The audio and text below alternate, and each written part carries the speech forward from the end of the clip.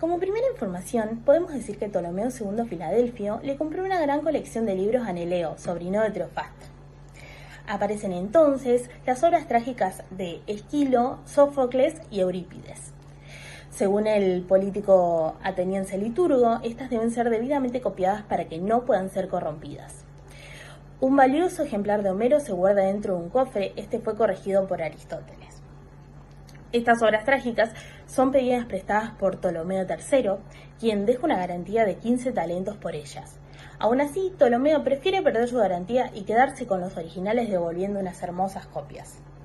Aquí también aparece Galeno, un famoso médico que trabajó en la biblioteca y nos cuenta cómo los libros que aparecían en los barcos de los puertos eran llevados rápidamente a la biblioteca copiados y se le devolvían las copias a sus dueños, quedándose la biblioteca con los originales.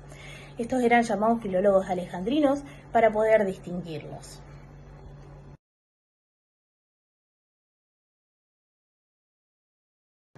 De igual manera, se compraron, se ofrecieron y se falsificaron obras. Dentro de estas aparecen las falsificaciones que se le atribuyeron a Aristóteles.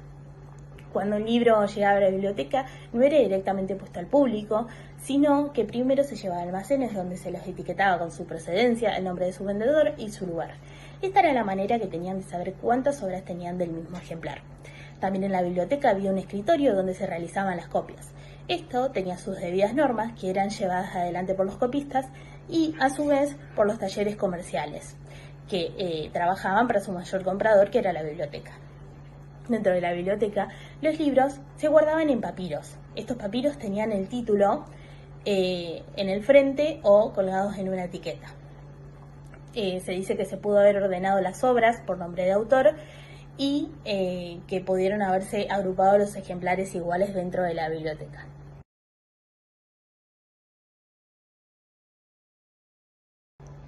Esta fue una biblioteca totalmente griega, por lo cual predominaban autores y obras griegas.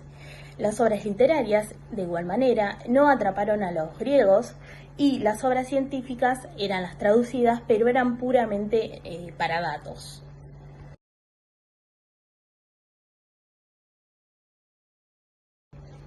En esta época no existía el respeto por la autoría como existe hoy en día, sino que cualquiera podía agarrar y decir lo que le fuera relevante o copiarlo sin citar a nadie. Se puede decir que dentro de la biblioteca hubo más de 500.000 obras, más de medio millón. Solo en la biblioteca grande, a la que se le debían sumar 40.000 de la biblioteca pequeña. Estos se dividían en dos grupos, que eran los símiles, que eran los que tenían más de una obra por rollo, y los amiles, los que tenían una sola obra por rollo. Los primeros son los del primer grupo, son los que no estaban guardados, y los del segundo grupo, los que eran copiados por la biblioteca.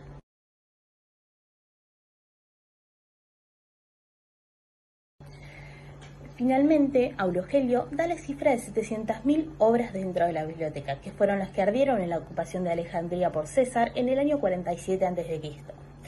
Se debe tener en cuenta, dentro de estas 700.000 obras, las obras repetidas y de esta manera se iba haciendo cada vez más difícil obtener obras para la biblioteca, ya que no sabían cuáles tenían y si las tenían, cómo saber si eran mejores que los ejemplares que tenían o más valiosos.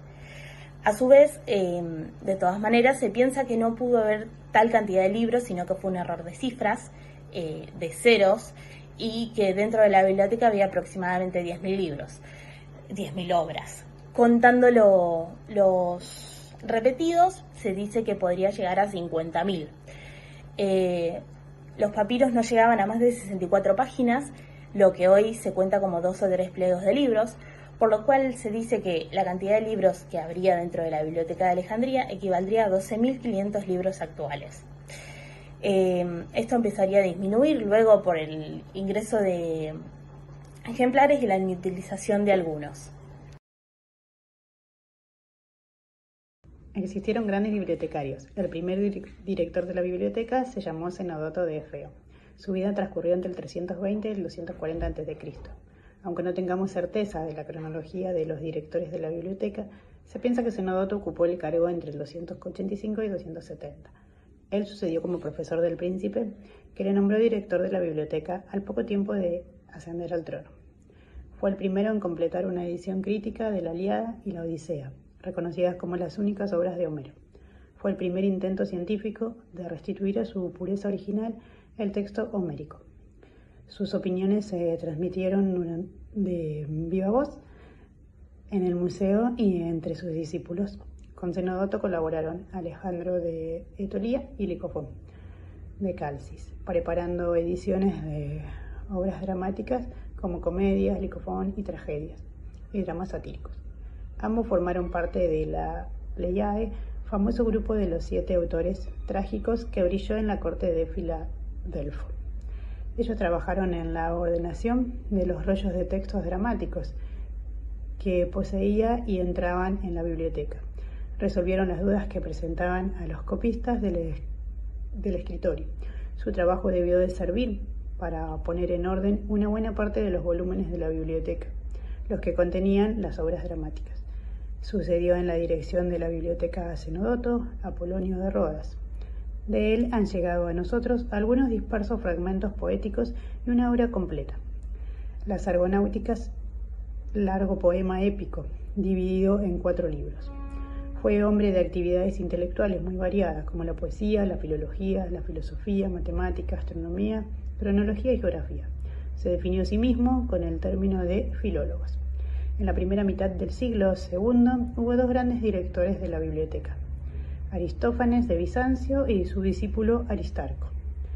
Aristófanes preparó una edición de la Ilíada y de la Odisea, más conservador y respetuoso que Zenodoto. Hay mayor acuerdo en considerarlo como el primero en usar la acentuación, y es muy probable que fuera el diseñador de los 3 tipos de acento, el agudo, el grave y el circunflejo, e incluso los signos para designar la cantidad de las vocales. Sucedió a Aristarco, quien vivió en Alejandría, donde sucedió a Apolonio de Eidógrafo en la dirección de la biblioteca, durante el reinado de Talomero. La evolución de la filología de Alejandría alcanzó con él su culminación. Me gustaría poder recordar a algunos de los discípulos de Aristarco, aunque no fueron bibliotecarios. Teocrítico, quien se destacó por sus obras cortas, que fueron llamadas posteriormente idilios por los himnos y también por la curiosa moda de tecnopecnia, consistente en la descripción de un ser u objeto, que quedaba dibujado por la distinta longitud de los versos como su famosa siringa. Siguiendo con la pauta de la exposición, continuó Filón, persona principal de la comunidad judía, notable por sus estudios sobre la doctrina judía, influenciada por la filosofía griega, Platón, Aristóteles y los estoicos, e influyó a su vez en el pensamiento cristiano y en el neoplatonismo posterior. Destacó por sus comentarios al Antiguo Testamento.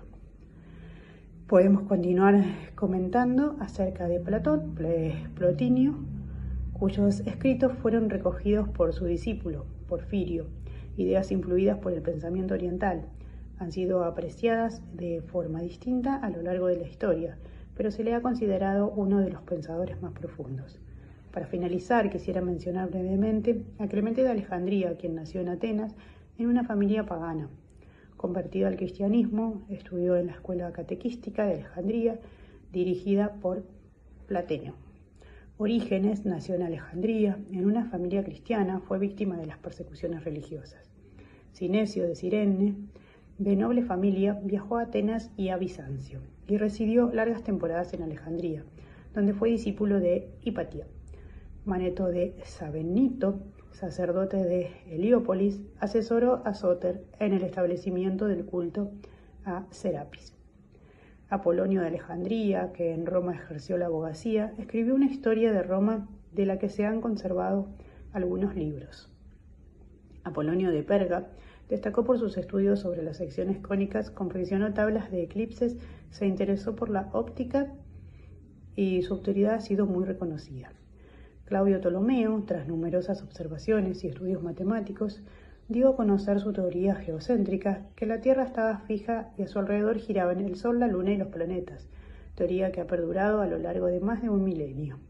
Euclides escribió, acogido al museo, sus famosos elementos en 15 libros, base de la ciencia matemática durante siglos. que estuvieron presentes en las bibliotecas medievales y fueron impresos a partir del siglo XV. Arquímedes, matemático e inventor, fue admirado por su capacidad inventiva, que se materializó en instrumentos y máquinas para la defensa de Siracusa. Herón de Alejandría se dedicó a las matemáticas y a la mecánica aplicadas, sin ser original en ninguno de los dos campos, porque fue principalmente un recopilador de ideas ajenas. Teón de Alejandría, matemático y astrónomo, editor de los elementos y comentador de Almagesto de Claudio Ptolomeo, recogió las tablas manuales de este, que gracias a él fueron conocidas entre los estudiosos árabes y después entre los cristianos. Estrabón visitó Alejandría durante alguno de sus numerosos viajes y vivió en ella 4 años trabajando en la biblioteca. Herófilo de Calcedonia descubrió los nervios, averiguó que partían del cerebro y de la médula espinal y que las arterias llevaban sangre impulsada por el corazón. Todo ello mediante la vivisección practicada sobre criminales cedidos por el rey. Galeno de Pérgamo destacó en anatomía y fisiología, a cuyo dominio llegó tras cuidadosas disecciones. Ateneo de Náucratis, conocedor de Alejandría, abundan las reflexiones filológicas y las citas literarias, en especial de los poemas homéricos. Continuando con la exposición, nos encontramos en el capítulo 9 y esta parte titula El trabajo en la biblioteca.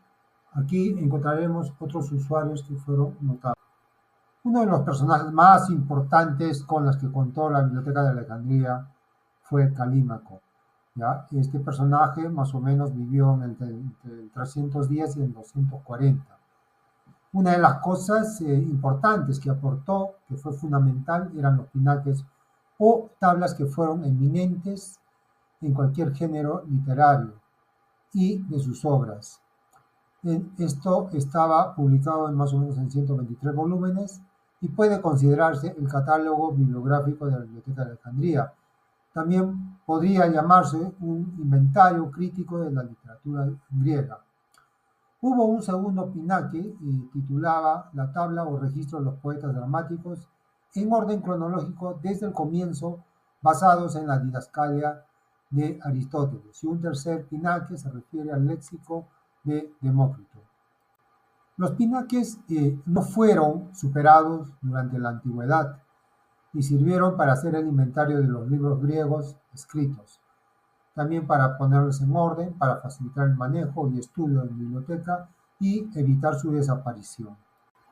Los pinaques es un catálogo que fue dividido en varios apartados, en épica, tragedia, comedia, filosofía, entre otras. En algunos apartados había subdivisiones y dentro de esta artículos consagrados a cada autor. También se complementaban con la redacción alfabética cuando era posible en todas las obras. Junto al título de cada una se ponían las palabras iniciales, el número de líneas y una nota si era necesario sobre su autenticidad. En las tabletas de arcilla y papiros, el título se colocaba al final del texto. En los catálogos, además del título, se cita el incipit, que va al comienzo, o eran las palabras iniciales. Finalmente, los escribas a veces hacían sus propias observaciones en los manuscritos. Personajes importantes y que fueron a su vez discípulos de Calímaco, pues tenemos a Hermipo de Esmirna, a Listro, a Filostefano y otro personaje que es Apolonio. Otro de los personajes que durante esos siglos que estuvo en funcionamiento de la Biblioteca de Alejandría, pues tenemos a Teócrito, a Ulises, a Plutarco, a Filón de Alejandría. Plutarco interesante por sus biografías en vidas paralelas. También tenemos a Plotino, que fue un filósofo y muy famoso por su obra Las Eneadas. Tacerinto, Basílides, Clemente de Alejandría y su discípulo de Clemente, que era Orígenes. Alejandría estaba abierta a distintas formas de pensar y a doctrinas a veces esotéricas. Entre ellas tenemos la hermética, que era un conjunto de pensamientos egipcios, gnósticos, judíos y griegos. Y lo que trataba era de dar confianza al hombre y proporcionarle respuestas a posibles dudas y vacilaciones. La alquimia también fue otra de esas que comprendió la combinación de técnicas químicas, metalúrgicas y del vidrio con doctrinas esotéricas, astrológicas, mágicas y místicas. Siguiendo con la exposición de los grandes personajes que hicieron uso de la Biblioteca de Alejandría, pues tenemos a Sinesio de Cirente, a Ptolomeo Soter y a Cateo de Abdera. Bueno, destacaré la figura de Ptolomeo Soter porque fue el iniciador de la construcción de la famosa Biblioteca de Alejandría. Tesilio, Hiparco de Nicea, Apolonio de Perga, Claudio Ptolomeo, que fue famoso por la teoría geocéntrica, y Euclides, que escribió un libro titulado Elementos y que fue la base del conocimiento científico. También aportó en astronomía, óptica y secciones cónicas. Arquímedes, Herón de Alejandría, Papo de Alejandría, Teón de Alejandría. Todos estos fueron inventores, matemáticos, y quiero resaltar la figura de Arquímedes, que descubrió la fórmula del área del triángulo y el valor pi. También descubrió la ley del impulso de las aguas sometidas a presión. Tuvo unas frases legendarias que en el transcurso de los siglos pues, se han difundido, como es: dame un punto de apoyo y moveré la tierra, y otro que era Eureka. Finalmente menciono a Estrabón, a Herófilo de Calcedonia, Ateneo de Naucratis y a Galeno de Pérgamo. Resaltar la figura de Galeno, que fue un médico, fue un seguidor de Platón y de los Hipócritas, dominaba la teoría y la práctica, la diagnosis y la prognosis, y pensaba que el médico tiene que tratar con individuos. Y probó que a través de las venas y arterias corría la sangre. Mientras tanto, Herófilo de Calcedonia, es importante también, fue un médico y está considerado como el padre de la anatomía científica. Fue el que descubrió los nervios, averiguó que partían del cerebro y de la médula espinal y que las arterias llevaban sangre impulsada por el corazón. Como hemos podido ver de manera muy así sucinta, hemos presentado una serie de personajes que han sido famosos, que han aportado al conocimiento de la humanidad en distintos ámbitos, y que eso ha servido hasta, probablemente algunas cosas hasta el día de hoy. Bueno, esto ha sido todo y muchas gracias.